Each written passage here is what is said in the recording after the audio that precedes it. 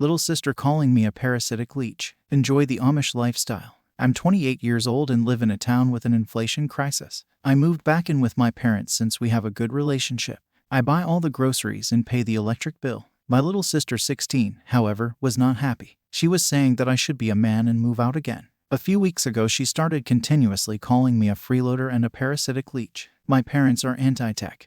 They are not part of a cult, they just avoid tech and prefer to live a simple life. The only modern tech they use is a laundry machine, a car, a flip phone, and a TV. Our parents don't, however, take away our gadgets if we paid for it ourselves. When I turned 18 and looked for my first job, I had to handwrite a CV since I didn't have a computer or a printer. It's hard to get a job while still in school because of the poor job market in our town.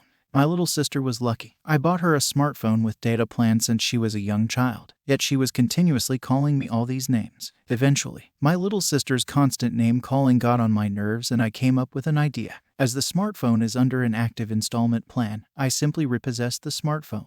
Now she is having the same childhood I had. Oh, and she stopped with the name calling. Enjoy the Amish lifestyle, little sis. Update 1. It had been a while since I took back my smartphone, which I had been lending to my little sister because she kept calling me a parasitic leech for having to move back home due to the rising cost of living. She has had no access to the internet since because our parents are pretty anti-tech and because she has no job. I believe that consequences should be fair, impartial, and reasonable. Reasonable being the key word here. But that said, I decided to give back the smartphone to my little sister as she stopped with the constant name calling. Was being a bit friendly, and because I felt bad for her as she was sleeping in bed all day from boredom. Life is very short and I don't want to hold grudges with anyone, especially my own sister. So I gently knocked on her door with the smartphone in hand. Hi little sister, I greeted her through the closed door.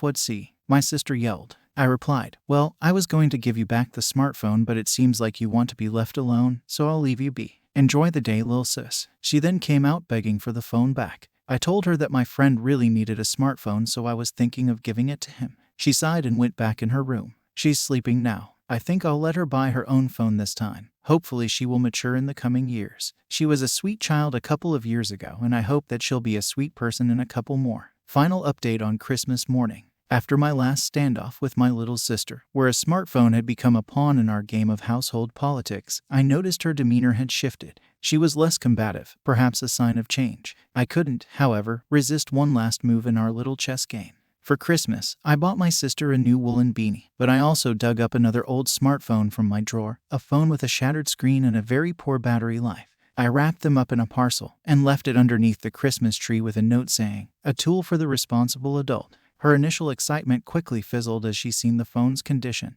Later that afternoon, she confronted me, not with the fiery attitude I expected, but with a calm respect. She said she was grateful for the smartphone despite its flaws, and that she loved the beanie. In light of this, I ordered her a new battery for the smartphone. Old smartphones with replaceable batteries for the win. Unfortunately for her though, she'll have to deal with the cracked screen until she saves up enough money for a new phone. She got a job at her friend's pizza joint.